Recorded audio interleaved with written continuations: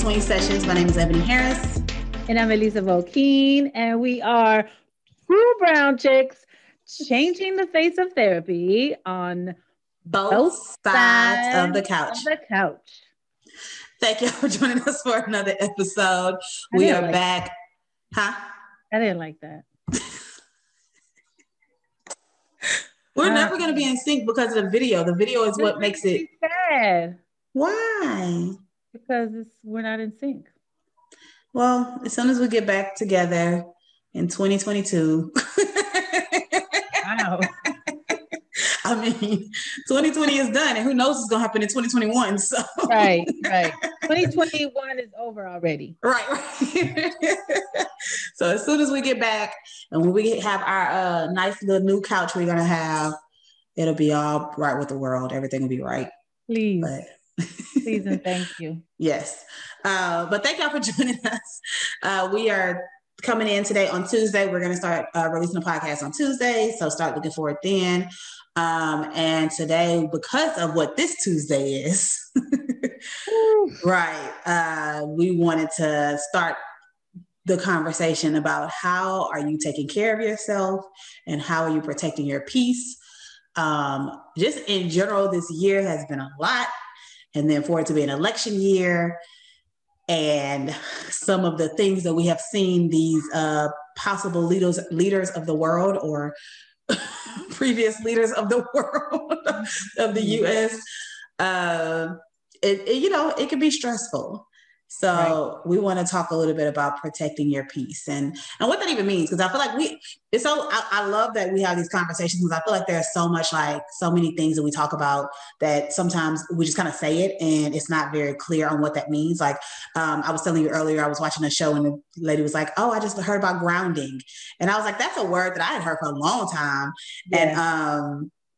And of course, I know what it is now and all of that. But, sometimes you hear these words and it's like, what does it mean to protect your peace? So what does it mean to protect your energy and all of that kind of stuff? So I think that's a good place to start is just kind of like understanding what is even protecting your peace. What's it mean and how do we do it, right? Because I think that's the other part. People are like, but how? What do I do? Tell me the steps. Right. Well, for me, protecting my peace is doing what I need to do, whether that be to implement boundaries, to care for myself in a certain way where my peace of mind, my physical peace, like I am at peace, that it is protected because, I mean, you're so right. Like what you said earlier, like this whole entire year has just been one big threat to our peace after another, like constantly. And so I think we are safe to assume that this week, at least this week, and who knows how long, there's going to be high emotions. There's going to be high anxiety. Either way, like whichever way it goes, there's going to be some high emotions that are then going to trickle down into our personal lives. And so I think I've kind of been avoiding even thinking about it just because I'm like, I'm exhausted. I'm just so exhausted about trying to be intentional and aware and vigilant that this whole year has been one big traumatic event, clustered by a whole bunch of other traumatic. I was say you said it in a very PG way. I was like clustered. I was gonna say, I don't know. I held back, but yeah, we're a PG-13 podcast. It's fine. We are. That's true. Thank you for reminding me of that. Mm-hmm. But yeah, and so I think I'd kind of been avoiding even thinking about it, but it's here. And, I think what really even kind of raised it more to my awareness, not that it's not already there, but recently had a Zoom meeting with one of my teachers who's in Wales, right? And she was expressing concern for us and, that the whole world is really watching and how this election in particular is going to be impactful around the world. So that was sobering. Yeah, it definitely is.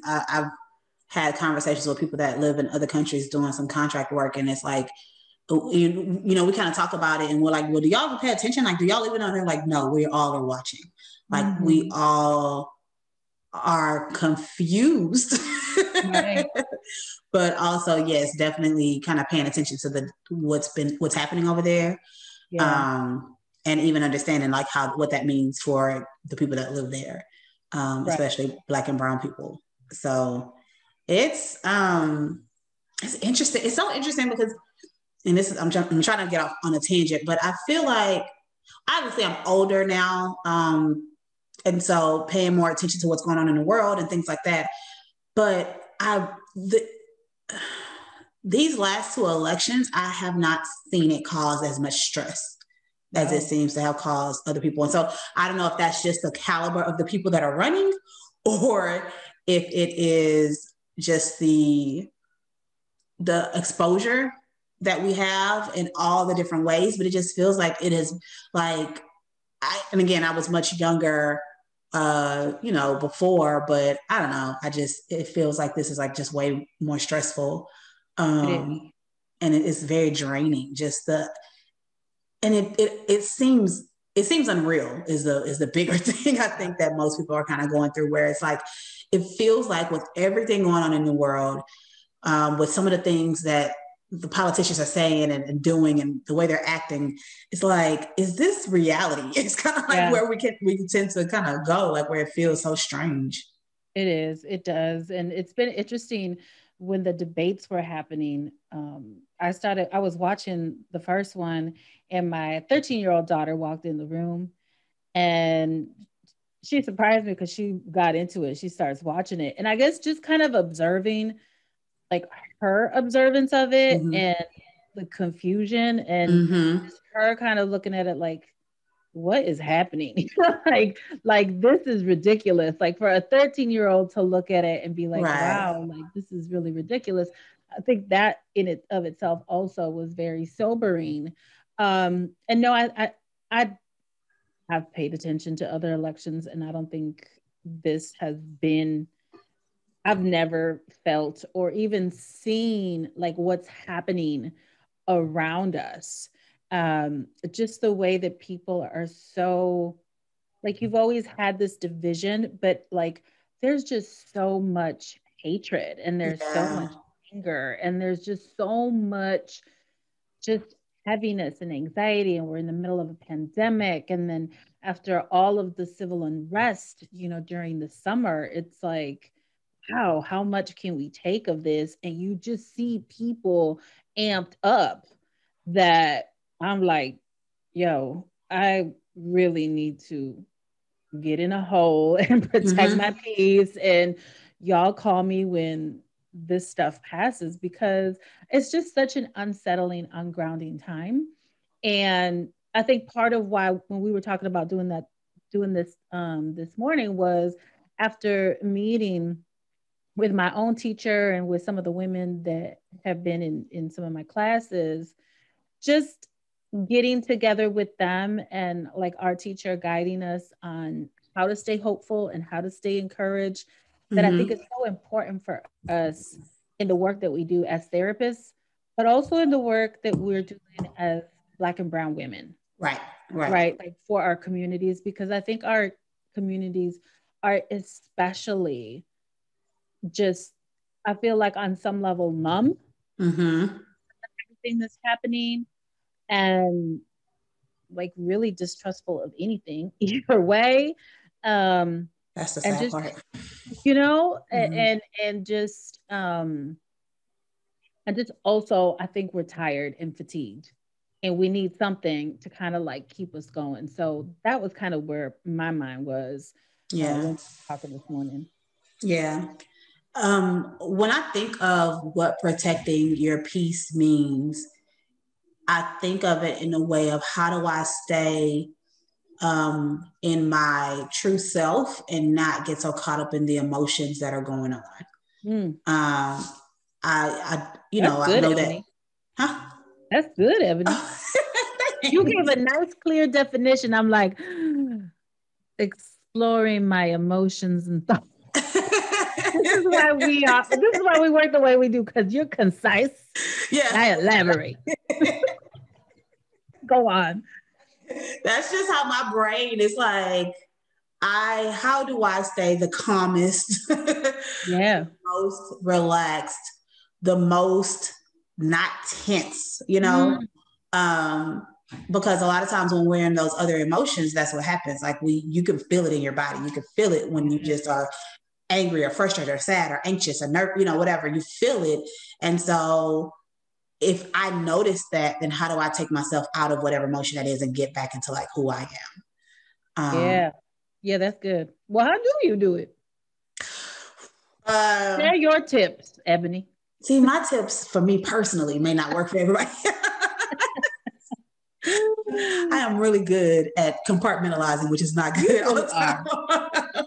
I still don't. Yeah, you are. You're very good at that. Yeah, I kind of, I'll feel a way. Even thinking about earlier, we had a conversation that was a little frustrating, and I was, frustrated in the moment, and then it was like, well, can't do nothing about it right now, so Yeah. moving on. Learn that from you. I So will. say that again. I said I've learned that with you. Mm-hmm. Of I'll often hear you, like Jiminy Cricket in my ear. And it's like, well, nothing we can do about it. So I'm not gonna worry about it. So I'm like, Right. I feel like being like hanging around you and us, because these podcast sessions, they help me out too. Me too. But I've learned to develop more of that. I don't think I'm quite as chill as you are, but I'm it's more just the chill. best way for me not to be in a heightened state of anxiety all the time. It's just to be like, what do I have in front of me? I already have a lot of other things that I can worry about, think about that need to be done today. Yeah. And so instead of worrying about something that I can't do anything about for 3 days or 3 weeks or 3 months, I'm just got to focus on what's happening now. So that's, which then again, of course, comes back to like being present in the moment and not allowing your thoughts to just go. So like I said, I know that's kind of easier said than done. And it is one of those things that I don't know when I developed it. Because I want to say it comes naturally, but I'm sure I saw it. Like I watched like my mom do it or something like that. Yeah. And so that's when it's like, oh, okay, this is what you're supposed to do with emotions. You put them over here. Now, again, that's not good all the time. I recognize that, but it is helpful like a true at times. therapist. Huh? Something like a true therapist. Right. I recognize. Well, to be fair, I think what you're really talking about is finding, like, becoming empowered, like finding your power. And that's really what you're doing in those moments. Like, okay, this is out of my power. I can't do anything about it. I'm going to shelf it for now. Mm-hmm. I'm going to see what I can do. And I think that is one of the most important things to do when you're trying to protect your peace, is you have to be able to see what is in your control, and to really invest your energy and your time and your intention into that. Now, I will say that can be difficult, especially when you are, someone like me who has battled anxiety, right? Like, I'm on the other end, like, no, you got to figure out all of the things right now.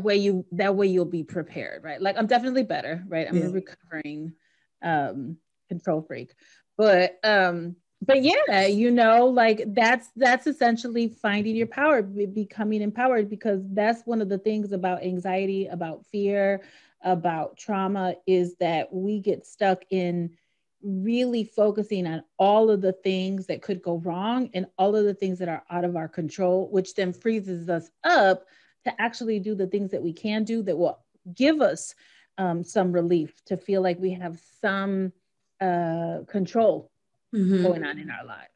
Mm-hmm. Yeah, I think that's a big step. It's just, where does your power lie? Like, what can you focus your energy on? Right. So maybe it's not about always pushing certain energies away, but also, how do I refocus my energy? Mm-hmm. And where do I put that energy, that, what's the word? Focus. I can't think of another word. So here's some things that you can do and that are in your power. One, we say this all the time. Any big thing happens, you're looking at me like, what you about to say? Take a break. I already know. Log Unplug. on social media. I mean, it Yep. just is, I think, like, especially these next few days, which I will say I kind of been going back and forth with this because part of me is like, I just need to completely log off and not look at anything. With at the same time, that's part of how I stay connected to try Mm. and show up for people and Mm-hmm. be encouraging. So I've decided, like, hop in, kind of give my little bit of encouragement, pop out.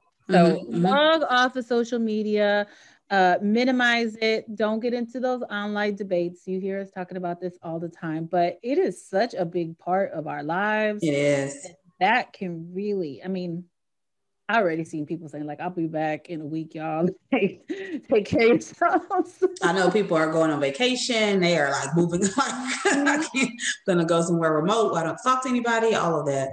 Yeah, yeah. So log off of social media. You want me to keep going? Yeah. Okay. I'm assuming this is so funny because I was gonna send you this thing that I found and I was just looking for it. I couldn't find it. I'm assuming you're probably looking at the same thing. Oh no, I'm looking at a post that I posted earlier. Oh, okay, okay. Yeah.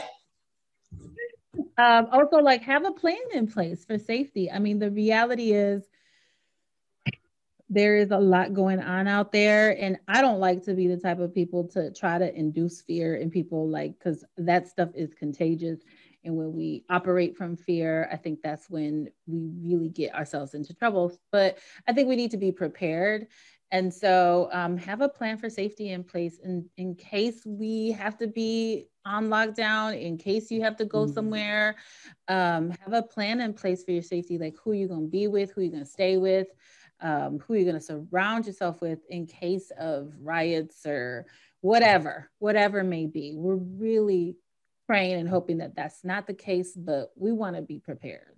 Right. And I do want to say with that, like you said, it's not the hope is that nothing like that happens. Yes. But the reality is it's a lot of tension and it's a It's lot been a hell of happening a right year now. too.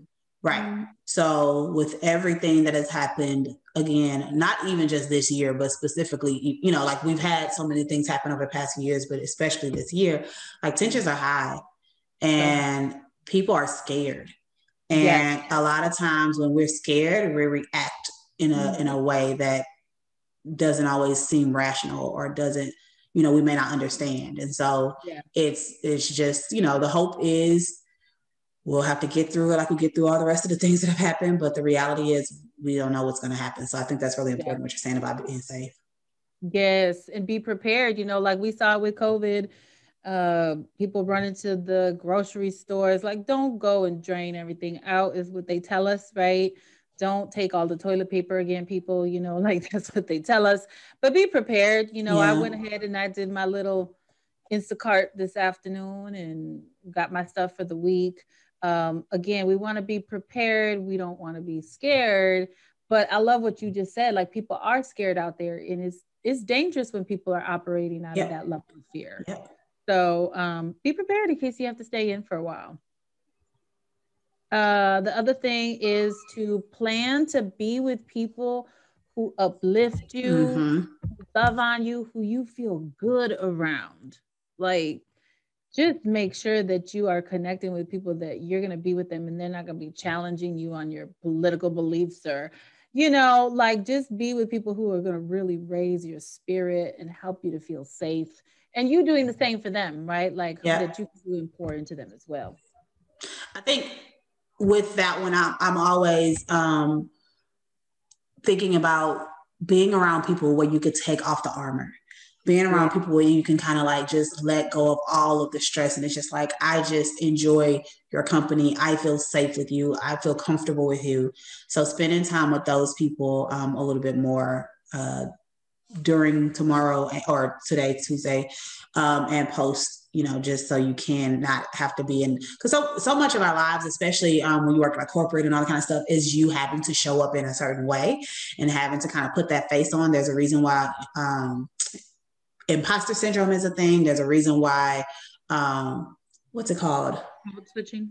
Code switching, thank you, is a thing, because these are all things that happen when you find yourself in these environments that you aren't the most comfortable in, or that you don't feel the safest in, as far as like being your authentic self. So definitely surrounding yourself with people where you feel like, okay, I can kind of let go of whatever I've been carrying and holding on to.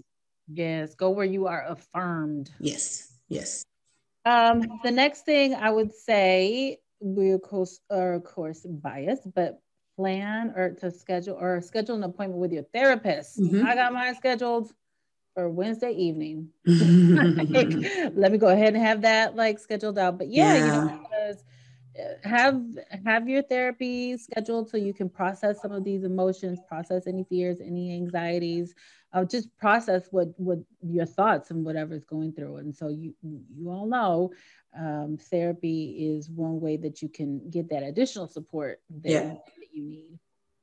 Definitely. The next thing I would say, if you don't already um, practice some sort of spirituality, and I'm not talking about organized religion or anything, like if that is your way and you have a faith that you follow and it's a strength for you, that's fantastic. I'm talking more about exploring your spirituality in terms of like what is it that you believe in a greater level, right? Like that often informs how we live our lives, that often helps us to make sense of the situations that don't make sense to us.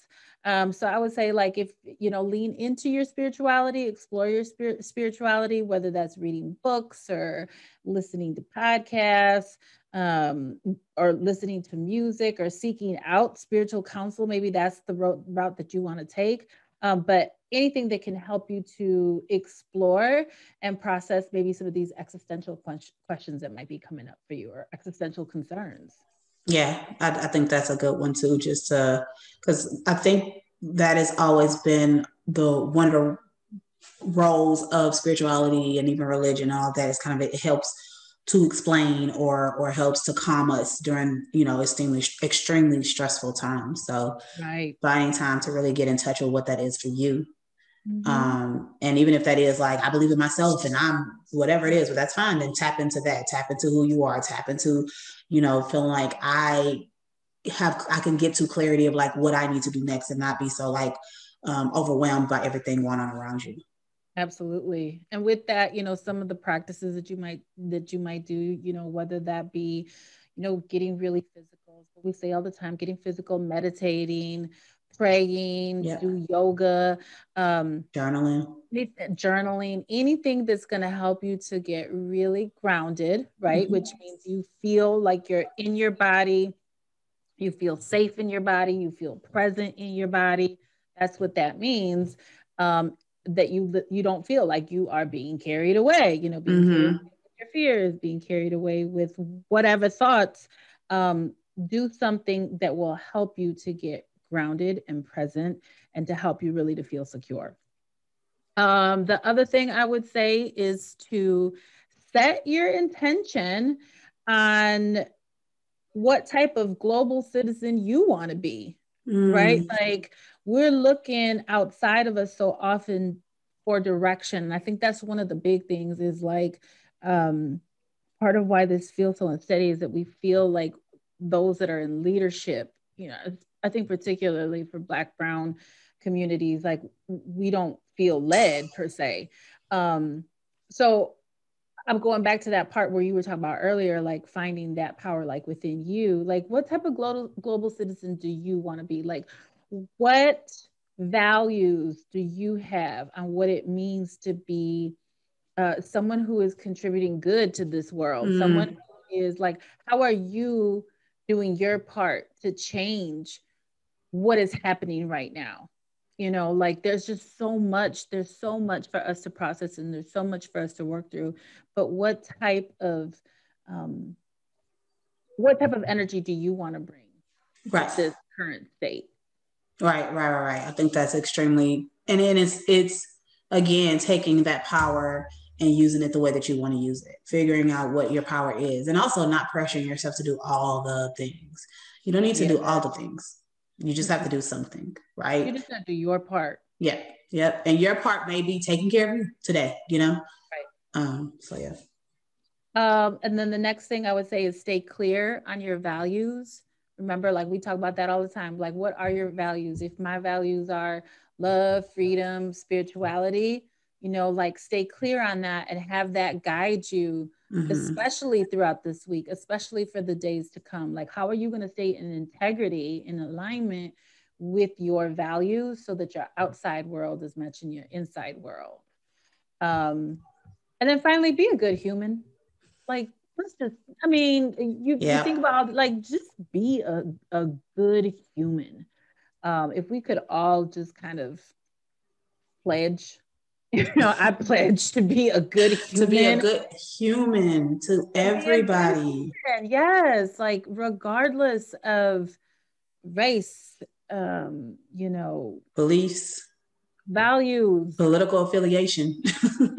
like just be a good human. I mean, I feel like that we've gotten so far away from like that just be like that's just the basic minimum standard. I mean, I don't care what spiritual practice you practice or what religious view you're trying to defend. At the core of any of these spiritual religious beliefs is essentially be a good human.